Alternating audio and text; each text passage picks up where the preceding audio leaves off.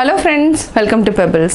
நான் உங்கள் கோபி சுதா கோவி சமையல். நம்ம இன்னைக்கு செய்ய போகிறது கிருஷ்ண ஜெயந்தி ஸ்பெஷல் தட்டை பட்டர்முருக்கு அப்பம். இந்த மூணுமே செய்ய போகிறோம். வாங்க எப்படி செய்யறதுன்னு பார்க்கலாம். நம்ம ஃபஸ்ட்டு அப்பம் செஞ்சுக்கலாம். இதுக்கு வந்து என்னென்னா பொடிச்ச வெல்லம் வந்து என்னென்னா ரெண்டு கலருமே நான் வெள்ளையாக இருக்கிறதுனால கொஞ்சம் நல்லா வந்து திக்காக ப்ரௌனாக இருக்கிற வெல்லம் ஆட் பண்ணியிருக்கிறேன். ரெண்டையுமே மிக்ஸ் பண்ணியிருக்கேன். இதை நம்ம ஆட் பண்ணிக்கலாம். பொடிச்ச வெல்லம். அடுத்தது என்னென்னா வாழைப்பழம் வந்து நீங்கள் சேர்த்தலை அப்படின்னீங்கன்னா நீங்கள் வந்து கோதுமை மாவு கூட ஆட் பண்ணிக்கலாம். நம்ம இதுக்கு வந்து என்னென்னா அதாவது அரை வாழைப்பழம் மட்டும் ஆட் பண்ணிக்கலாம், ரொம்ப வேண்டாம். இதை நம்ம ஆட் பண்ணிக்கலாம். அடுத்தது என்னென்னா ஏலக்காய் வாசனைக்கு ஒரு 3 ஏலக்காய் அளவுக்கு ஆட் பண்ணிக்கலாம். இதுக்கு என்னென்னா கொஞ்சமாக ஒரு சிட்டிகை உப்பு ஆட் பண்ணிக்கலாம். இதை வந்து ஃபஸ்ட்டு நம்ம நல்லா அரைச்சிக்கலாம். அதுக்கப்புறம் அரிசி மாவு சேர்த்துட்டு இதை வந்து என்னென்னா 1 மணி நேரம் வரைக்கும் நம்ம புளிக்க வைக்கணும். இப்போ அரைச்சிக்கலாம். இப்போ நம்ம இதை அப்படியே அரைச்சதை நம்ம அப்படியே ஆட் பண்ணிக்கலாம். வறுத்து அரைச்ச அரிசி மாவையும் நம்ம ஆட் பண்ணிக்கலாம். நல்லா மிக்ஸ் பண்ணிக்கலாம். கொஞ்சம் தண்ணி விட்டுக்கலாம். கட்டி இல்லாமல் நல்லா மிக்ஸ் பண்ணிக்கலாம். இப்போ நம்ம நல்லா கரைச்சி வச்சிட்டோம். இது வந்து ஒரு 1.5 மணி நேரமாவது மினிமம் வந்து நல்லா புளிக்கணும். 1.5 மணி நேரத்துக்கு அப்புறம் நம்ம அப்பம் சுட்டு எடுத்துக்கலாம். மாவு இப்போது நல்லா புளிச்சிருச்சு. 1.5 மணி நேரம் ஆயிடுச்சு. இதை வந்து என்னென்னா நம்ம அப்பம் அதாவது ஃப்ரையும் பண்ணலாம், இல்லைனா நம்ம பணியாரக்கல்லில் வந்து சுட்டு எடுத்துக்கலாம். நான் வந்து இன்றைக்கி பணியாரக்கல்லில் தான் சுட்டு எடுக்கிறேன். இதுக்கு வந்து நெய் யூஸ் பண்ணி நான் வந்து சுடுறேன். இப்போ எல்லா குழியிலையும் நெய் போட்டுக்கலாம். கொஞ்சம் கொஞ்சமாக நீங்கள் நெய் போட்டுக்கோங்க. இப்போ நம்ம குழியில் ஊற்றிக்கலாம். ஒரு கரண்டி ஊற்றிக்கோங்க. இதை வந்து சிம்மில் வச்சுட்டு நம்ம சுட்டு எடுத்துக்கலாம். இப்போ ரெடி ஆகிடுச்சு. இப்போ நம்ம திருப்பி போட்டுக்கலாம். திருப்பி போட்டோம். ரெடி ஆகிடுச்சு. அப்பம் ரெடி. சுவையான அப்பம் ரெடி.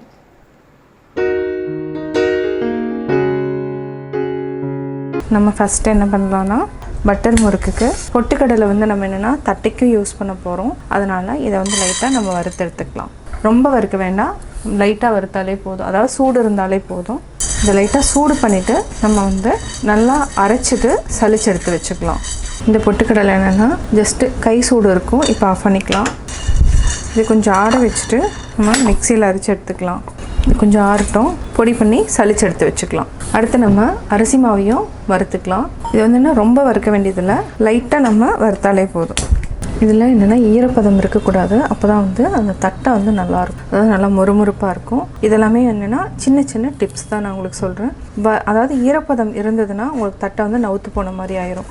இப்போ நம்ம ஆஃப் பண்ணிக்கலாம். இப்போ தொட்டு பார்த்திங்கன்னா அதாவது என்னென்னா கோலம் போட்டோன்னா அப்படியே ஜஸ்ட் அந்த ஈஸியாக வரும். அது வந்து கரெக்டான பதம். இது கூட நம்ம 1 ஸ்பூன் அளவுக்கு உளுந்து மாவு சேர்த்துக்கலாம். பொட்டுக்கடலை மாவை அரைச்சி சளிச்சு எடுத்துக்கலாம். அடுத்து நம்ம தேவையான அளவு உப்பு சேர்த்துக்கலாம். இது கூட 1 டேபிள் ஸ்பூன் அளவுக்கு நம்ம பொட்டுக்கடலையும் சேர்த்துக்கலாம். அடுத்து மிளகாத்தூள் ஒரு 1/2 டீஸ்பூன் அளவுக்கு சேர்த்துக்கலாம். வாசனைக்கு பெருங்காயம். நம்ம இது எல்லாத்தையும் சளிச்சு எடுத்துக்கலாம். உளுந்து இந்த பொட்டுக்கடலையும் நம்ம சளிச்சதுனால உங்களுக்கு இவ்வளோ இருக்குது. இது வந்து யூஸ் பண்ண வேண்டாம், ஏன்னா ரொம்ப நரநரன்னு ஆயிரும். இது கூட நம்ம ஊற வச்சிருக்கிற பாசிப்பருப்பு 1 டீஸ்பூன், அதாவது 1/2 டீஸ்பூன் பாசிப்பருப்பு எடுத்துருக்கிறேன். 2 டீஸ்பூன் அளவுக்கு கடலைப்பருப்பு. இதை வந்து ஆல்மோஸ்ட் 1 ஹவர் நல்லா ஊறிடுச்சு. இதையும் சேர்த்துக்கலாம். நம்ம இப்போ தேவையான ஆட் பண்ணிக்கலாம். கொஞ்சம் கொஞ்சமாக தண்ணி விட்டு ஆட் பண்ணிக்கலாம். இதுக்கு என்னென்னா கொஞ்சமாக நம்ம ஆயில் வந்து நல்லா காய்ச்சின எண்ணெயை ஊற்றிக்கலாம். 1 டேபிள் ஸ்பூன் அளவுக்கு நான் வந்து எண்ணெய் வந்து ஊற்றிருக்கேன். இது வந்து நல்லா வந்து கொஞ்சம் நல்லா கொதிக்கிற எண்ணெயை நம்ம இந்த தட்டை மாவு கூட ஆட் பண்ணிக்கலாம். அப்போ என்னென்னா கிறிஸ்பியாகவும் இருக்கும், அதாவது தட்டனோட டேஸ்ட்டும் நல்லாயிருக்கும். எண்ணெய் நல்லா காஞ்சிடுச்சு. இப்போ நம்ம இதையே தட்டை மாவு கூட ஆட் பண்ணிக்கலாம். இதை நல்லா மிக்ஸ் பண்ணி விடுங்க. இந்த சூடே ஜாஸ்தி இருக்குது, எண்ணெயினோட சூடு. இப்போ நம்ம கொஞ்சம் கொஞ்சமாக தண்ணி விட்டு செய்யலாம்.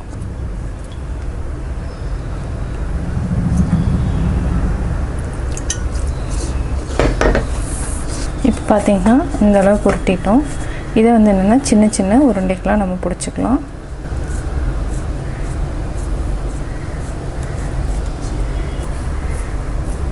இது பார்த்திங்கன்னா 200 கிராம் மாவில் எவ்வளோ தட்டை வருதுன்னு பார்க்கலாம்.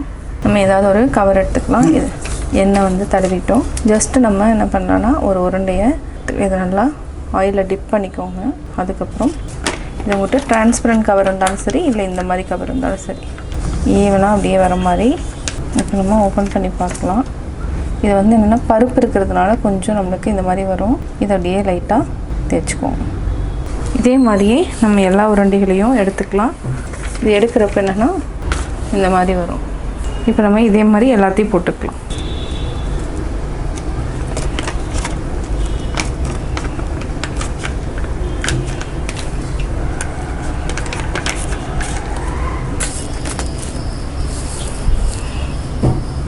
இப்போ நம்ம போட்டு எடுத்துக்கலாம். இது சிம்மில் வச்சுட்டு பண்ணுங்கள், ஹை ஃப்ளேமில் வைக்க வேண்டாம்.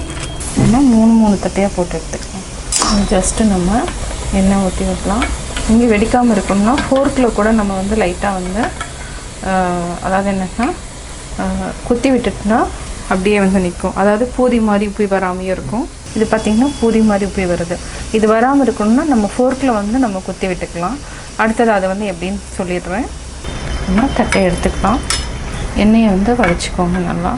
இந்த மாதிரி பொன்னிறமாக வரப்படுத்தாலே போதும். இது வந்து கரெக்டான பதம். நான் வந்து இன்னொரு மெத்தட் உங்களுக்கு சொல்லித்தரேன். தட்டை வந்து நல்லா இதே மாதிரி பேப்பரில் வச்சு தேய்ச்சிட்டு இதெல்லாம் பூரி மாதிரி உப்பாமல் வர்றதுக்கு நம்ம வந்து ஃபோர்க்கு யூஸ் பண்ணி நம்ம வந்து அப்படியே லைட்டாக குத்திட்டோன்னா இது வந்து பூரி மாதிரி உப்பாமல் வரும். இது வந்து 2வது மெத்தட். இப்போ நம்ம போட்டு எடுத்துக்கலாம். இது சிம்மில் வச்சுட்டு பண்ணுங்கள், ஹை ஃப்ளேமில் வைக்க வேண்டாம். நம்ம தட்டை எடுத்துக்கலாம். எண்ணெயை வந்து வடிச்சிக்கோங்க நல்லா. இந்த மாதிரி பொன்னிறமாக வரப்படுத்தாலே போதும். இது வந்து கரெக்டான பதம். சுவையான தட்டை ரெடி. இப்போ நம்ம செய்ய போகிறது பட்டர் முறுக்கு. இதுக்கு தேவையானது 1 கப் அரிசி மாவு, அதாவது 200 கிராம் அளவுக்கு எடுத்துக்கிறோம். 25 கிராம்ஸ் அளவுக்கு நம்ம பொட்டுக்கடலை மாவு, 25 கிராம்ஸ் வந்து நம்ம கடலை மாவு எடுத்துக்கலாம். பெருங்காயப்பொடி கொஞ்சமாக ஆட் பண்ணிக்கலாம். தேவையான அளவு உப்பு. இதை வந்து நல்லா சலிச்சு எடுத்துக்கலாம். இது நல்லா சலிச்சிட்டோம். இந்த மாதிரி குரணையாக இருக்கிறத நம்ம வந்து யூஸ் பண்ண வேண்டாம். இதை வந்து நம்ம கீழே போட்டுடலாம். அடுத்து நம்ம என்னென்னா இதுக்கு என்ன பண்ண போகிறோன்னா சீரகம் வந்து 1 ஸ்பூன் எடுத்துகிட்டு நல்லா க்ரஷ் பண்ணி ஆட் பண்ணிக்கலாம். சீரகம் ஆட் பண்ணியாச்சு. 2 டேபிள் ஸ்பூன் அளவுக்கு பட்டர் ஆட் பண்ணிக்கலாம். ஃபஸ்ட்டு நல்லா பிசைஞ்சு விட்டுக்கோங்க. கட்டி இல்லாமல் பிசைஞ்சுக்கணும் ஃபஸ்ட்டு. அதுக்கப்புறமா கொஞ்சம் கொஞ்சமாக தண்ணி விட்டு ஆட் பண்ணிக்கலாம். அதாவது நல்லா பிசைஞ்சிட்டே வாங்க. இது வந்து என்ன சப்பாத்தி மாவு பதத்துக்கு நல்லா பிசைஞ்சிக்கலாம். இப்போ ரெடி ஆகிடுச்சு. தொட்டு பார்த்திங்கன்னா ஜஸ்ட் சப்பாத்தி மாவு மாதிரி இருக்கணும். இதை வந்து என்னென்னா நம்ம அதாவது முறுக்கு குழல் எடுத்துக்கலாம். நல்லா எண்ணெய் தடவிக்கோங்க. அப்போ தான் என்னென்னா ஒட்டாமல் வரணுங்கிறதுனால நம்ம எண்ணெய் தடவிக்கிறோம். ஆயில் வந்து நம்ம எல்லாத்துலேயுமே நல்லா தடவி வச்சுக்கலாம். இதுக்கு நம்ம பட்டர் முறுக்குக்கு இந்த அச்சு வந்து நம்ம யூஸ் பண்ணிக்கலாம். இப்போ கொஞ்சம் கொஞ்சமாக ஆட் பண்ணிவிட்டு இப்போ க்ளோஸ் பண்ணிக்கலாம். அவ்வளோதான், ரெடி ஆயாச்சு. இப்போ நம்ம டீப் ஃப்ரை பண்ணி எடுத்துக்கலாம். இது வந்து ரொம்ப ஈஸியாகவும் இருக்கும் உங்களுக்கு. அதாவது ஜஸ்ட்டு வந்து நம்ம சுற்றினாலே போதும். இது சிம்மில் வச்சுட்டு நம்ம ஃப்ரை பண்ணி எடுத்துக்கலாம். அது எண்ணெய் வந்து நுரை இருந்துச்சுன்னா உங்களுக்கு வந்து ரெடி ஆகலன்னு அர்த்தம். நுரை அடங்குனா நம்ம எடுத்துடலாம். அதாவது நல்லா வெந்துருச்சுன்னு அர்த்தம். இந்த மாதிரி பொன்னிறமாக வரப்படுத்தாலே போதும். இது வந்து கரெக்டான பதம். இப்போ நம்ம ஒரு டிஷ்யூ பேப்பரில் போட்டுக்கலாம். அதே மாதிரி இருக்கிற மாவு எல்லாத்தையும் நம்ம சுட்டு எடுத்துக்கலாம். சுவையான பட்டர் முறுக்கு ரெடி.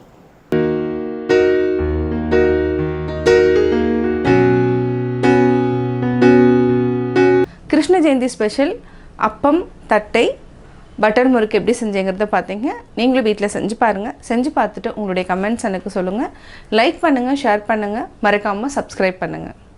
என்னோடய குக்கிங் வீடியோ முடிஞ்சதுக்கப்புறம் பார்த்தீங்கன்னா ஒரு திருக்குறள் வந்து நீங்கள் பார்க்கலாம். உங்கள் குழந்தைகளுக்கு நீங்கள் சொல்லித்தரலாம். ஆறா இயற்கை அவா நீப்பின் அந்நிலையே பேரா இயற்கை தரும். ஒருபோதும் நிரம்பாத தன்மையுடைய அவாவினை ஒழித்தால் ஒழிந்த அந்நிலையே பெரிதான இன்ப வாழ்க்கை தானாகவே வந்துவிடும்.